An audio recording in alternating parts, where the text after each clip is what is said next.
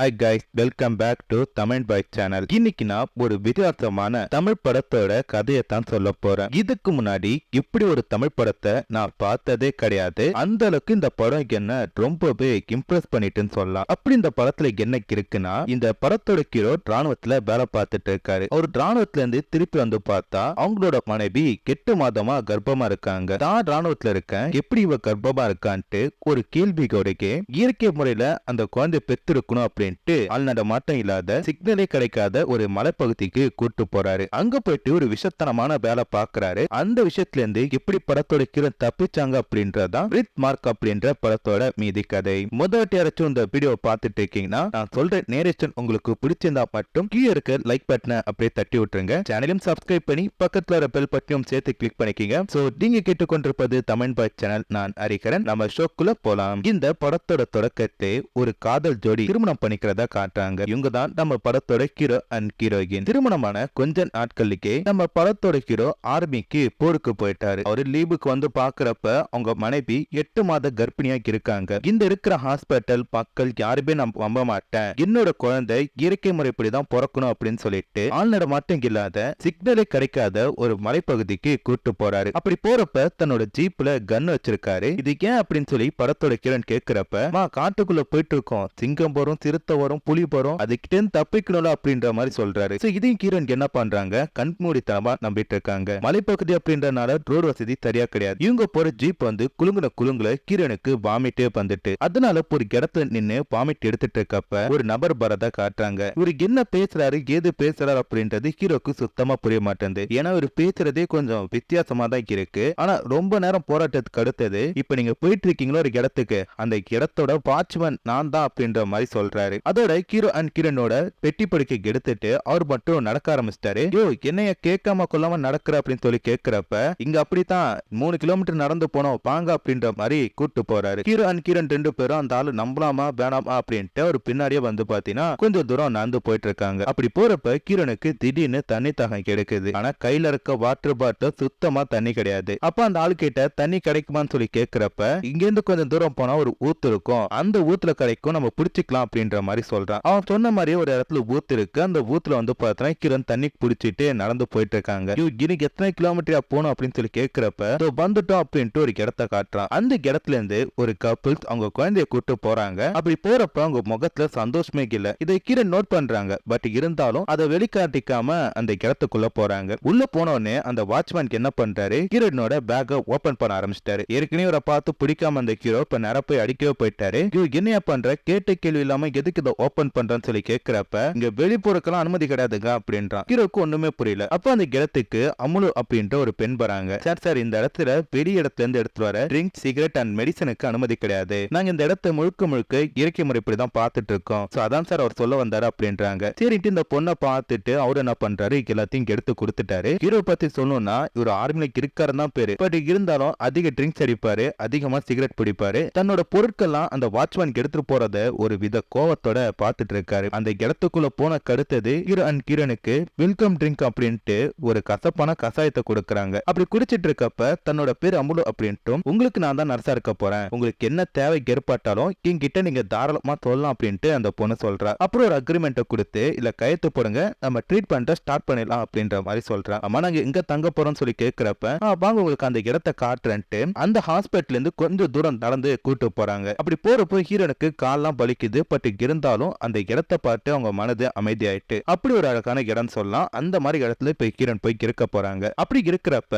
Night ஒரு பூஜை இருக்கு, குந்தவை அம்மா கூப்பிடுவாங்க பாங்க அப்படின்ற மாதிரி சொல்றாங்க. அம்மா இந்த குந்தவை அப்படின்னா யாரு அப்படின்னா, குந்தவை அப்படின்றவங்க தான் இந்த இயற்கை முறையில குழந்தை பிறக்கிற ஹாஸ்பிட்டல நடத்தி வச்சிட்டு இருக்காங்க. அவங்களுக்கு இந்த கடவுள் மேல அதிக நம்பிக்கை இருக்கு. அது மட்டும் இல்லாம அவங்க கொஞ்சம் சாமி ஆடுவாங்க. அதனால நீங்க பாங்க அப்படின்ற மாதிரி சொல்றாங்க. ஆனா ஹீரோனுக்கு இந்த இடம் சுத்தமா பிடிக்கல, நம்ம திருப்பி வீட்டுக்கு போலாம் அப்படின்ற மாதிரி சொல்றாங்க. ஆனா ஹீரோ என்ன பண்றாரு, வந்துட்டோம் அந்த பூஜை மட்டும் அட்டென்ட் பண்ணி பாரு அப்படின்ற மாதிரி சொல்றாரு. அன்னைக்கு நைட்டு கிரண் பூஜைக்கு போறாங்க. அங்க போயிட்டு ஹீரோனை வச்சு சில ரிச்சுவல் எல்லாம் பண்ணிட்டு இருக்காங்க. இது ஹீரோன் புதுசா உட்காந்து பார்த்துட்டு இருக்காங்க. அப்படி பார்த்துட்டு குந்தவை அப்படின்ற அம்மா என்ன பண்றாங்க, உன் குழந்தைக்கு உயிருக்கு எந்த ஆபத்தும் கிடையாது, ஆனா வெளில வந்தாதான் ஆபத்து, பாத்துக்கோ அப்படின்றாங்க. இல்லாட்டி நான் கண்டிப்பா காப்பாத்துவோம் அப்படின்ற மாதிரி ஒரு வாக்குறுதி கொடுக்கறாங்க. ஹீரோனுக்கு ஒன்னும் புரியாம அந்த பூஜை முடிச்சுட்டு வந்து தன்னோட ரூம்ல போய் படுக்கிறாங்க. அப்படி படுக்கிறப்ப அவங்க ஹஸ்பண்ட் பெட்ல ஹீரோன் பக்கத்துல படுக்காம கீழே படுத்திருக்காரு. என்னங்க ஆச்சு, ஏன் கீழே கீழே படுத்திருக்கீங்க அப்படின்னு சொல்லி கேட்கிறப்ப ஆர்மியில இப்படிதானே படுத்திருந்தா அதே பழக்கம் தான், போக போக சரியாயிடும் அப்படின்ற மாதிரி சொல்றாரு. ஹீரோ பத்தி சொல்லணும்னா இவர் இந்த வார் நடக்கிற டைம்ல தான்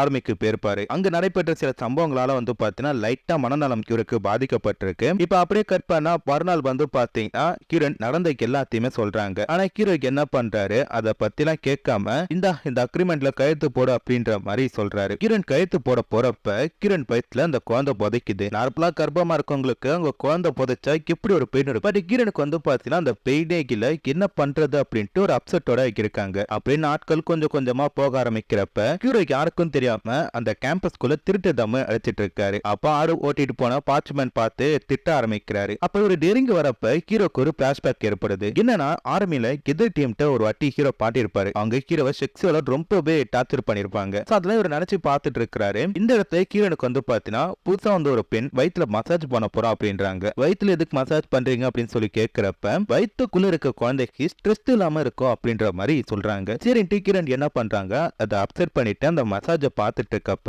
அந்த பொண்ணு பண்ற டச் வந்து பாத்தீங்கன்னா சரி கிடையாது. நல்லா திட்டி அமுலுக்கிட்ட எனக்கு வேற யாச்சும் ஒருத்தவங்களுக்கு ஏற்பாடு பண்ணுங்க அப்படின்றாங்க. ஆனா அதுக்கு அந்த மசாஜ் பண்ண அந்த பொண்ணு என்ன பண்றா பாத்தீங்கன்னா, ஆமா உலகத்துல இல்லாத புள்ளைய பேக்க போற நீ உன் புள்ளைக்கு ஆபத்து இருக்கு பாத்துக்க போ அப்படின்ட்டு ஏதோ சாபம் விடுற மாதிரி சொல்லிட்டு போறா. என்ன பண்றாங்க, கிரண் வந்து பாத்தீங்கன்னா லைட்டா பயத்தோட இருக்காங்க. இந்த இடத்தை விட்டு போக முடியாது, என்ன பண்ணலாம் அப்படின்ட்டு யோசிச்சுட்டு இருக்கப்ப ஹீரோக்கு என்ன பண்றாரு, யாருக்கும் தெரியாம தரக்கடிக்கலாம் அப்படின்ட்டு சிட்டிக்குள்ள போயிட்டு இருக்காரு. அப்படி போறப்ப அவரோட கார் நடு காட்டுல வந்து பாத்தீங்கன்னா பிரேக் டவுன் ஆயிட்டு, இவங்க போன்ல சிக்னல் கிடையாது, இந்த பக்கம் வண்டிகளும் அதிகமா வராது. நேரம் ஆக ஆக ஹீரோக்கு பயம் வந்து ஏற்படுது. ஏன்னா அவருக்கு ஏற்கனவே சொல்லியிருக்காரு இந்த பக்கம் சிங்கம் புலி எல்லாம் சுத்திட்டு இருக்கோம் அப்படின்ட்டு. என்ன பண்ண போறோம் அப்படின்ட்டு பயத்தோட பாத்துட்டு இருக்கப்ப அந்த இடத்துக்கு கரெக்டா வாட்ச்மேன் வராரு. நீங்க வண்டி எடுத்துட்டு போறீங்க, திருப்பி வரல, அதான் பாக்கலான்ட்டு வந்தா அப்படின்ட்டு சொல்றாரு. அப்புறம் அந்த வண்டியை டோக் பண்றப்ப உங்களை கூட்டு போனா எனக்கு மன்னிப்பு கேளுங்க, மன்னிப்பு கேட்டாதான் நான் கூட்டு போவேன் அப்படின்ட்டு எக்கத்தலமா பேசுறாரு. ஹீரோக்கு வேற பழி கிடையாது, போக்கே அப்படின்ற மாதிரி மன்னிப்பு கேட்கிறாரு. இப்ப அப்படியே கட் பண்ணா திருப்பி கிளினிக்க காட்டுறாங்க. கிரணை ஒரு பாத்டப்ல உட்கார வச்சு இதுல தான் நீங்க குழந்தைய பெத்திருக்க போறீங்க அப்படின்ற மாதிரி சொல்றாங்க. இதை கேட்டு கிரண் ஒரு நிமிஷம் அதிர்ச்சி ஆயிட்டு தண்ணிக்குள்ள குழந்தைய பெத்தா குழந்தை உயிருக்கு ஏதாச்சும் ஆபத்து இருப்பா அப்படின்ட்டு கேக்குறாங்க. சேச்சா அப்படிலாம் வராது,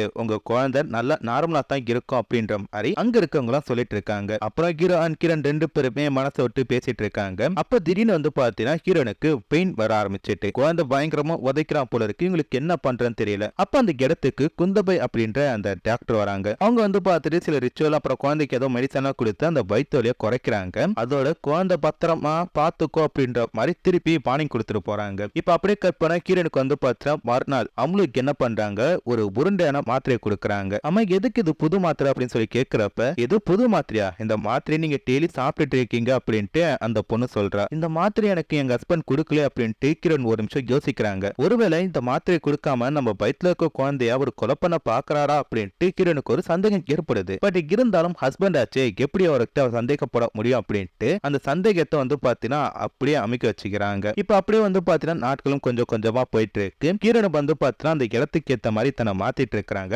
ஹஸ்பண்ட் மட்டும் பாத்தீங்கன்னா கிரண் கிட்ட இருக்கிறதே கிடையாது. அம்மா நீ எங்க போயிட்டு இருக்க, இந்த இடத்துல தனியா விட்டுட்டு நீ என் கூட இருக்கிறன்னு தானே சொன்ன அப்படின்ட்டு கிரண் கேட்கிறப்ப நான் வெளில போயிட்டு சரக்கு அடிக்கலான்ட்டு போனேன், இங்கே எம்மா நாள் இருக்க முடியும் சொல்லு, எனக்கு கடுப்பா இருக்கு, நீ என்ன பண்ற குழந்தைய பேத்திட்டு இவங்க கிட்ட சொல்லிட்டு நம்ம வீட்டுக்கு வந்துடும் அப்படின்ட்டு கொஞ்சம் மிரட்டுற மாதிரி பேசுறாரு. ஹீரோனுக்கு லைட்டா ஒரு பயம் ஏற்படுது. ஏன்னா கிரக்கு அந்த மாத்திரை கொடுக்காம இருக்காரு, இப்ப நம்ம கண்டிப்பா விட்டு போயிரோட அப்படின்னு சொல்லி பயப்படுறாரு. ஆனா கொஞ்ச நேரத்துல வந்து பாத்தீங்கன்னா அவங்க ஹஸ்பண்ட் வந்து நார்மலா ஆக்குறாரு. அப்ப ஹீரோன் என்ன பண்றாங்க, என் வயிற்றுக்கு மசாஜ் பண்ணிவிடு அப்படின்றாங்க. இது மசாஜ் பண்ணிட்டு இருக்கும் போது இவருக்கு மிலிட்டரியில நடந்த சில டார்ச்சர் ஞாபகம் வருது. அப்படி வரும்போது அந்த வயிற்று பிடிச்சி ஹெவியா பிரஸ் பண்ண ஆரம்பிக்கிறாரு. இதனால வந்து பாத்தீங்கன்னா ஹீரோன் கத்த ஆரம்பிக்கிறாங்க. அப்ப திடீர்னு அவர் நார்மல் ஆயிட்டு என்னாச்சு அப்படின்ற மாதிரி சொல்லிட்டு இருக்காரு. இப்படி இவங்க ரெண்டு பேரும் பேசிட்டு இருக்கப்ப இவங்க ஜன்னலுக்கு பின்னாடி நின்னு யாரோ இதை நோட் பண்றத ஹீரோ நோட் பண்றாரு. என்னன்னு சொல்லிட்டு வெளில போய் பாக்குறப்ப ஒரு பேன் செய்யப்பட்ட ஒரு கெரோக்குள்ள ஹீரோ தெரியாதனமா போயிட்டாரு. அப்படி போறப்ப வாட்ச்மேன் வந்து இந்த இடத்துக்கு நீங்க போக கூடாது அப்படின்ற மாதிரி சொல்றான். ஏன் அப்படின்னு சொல்லி கேட்கிறப்ப இது தடை செய்யப்பட்ட பகுதி, நீங்க போக கூடாது அப்படின்றது. யோ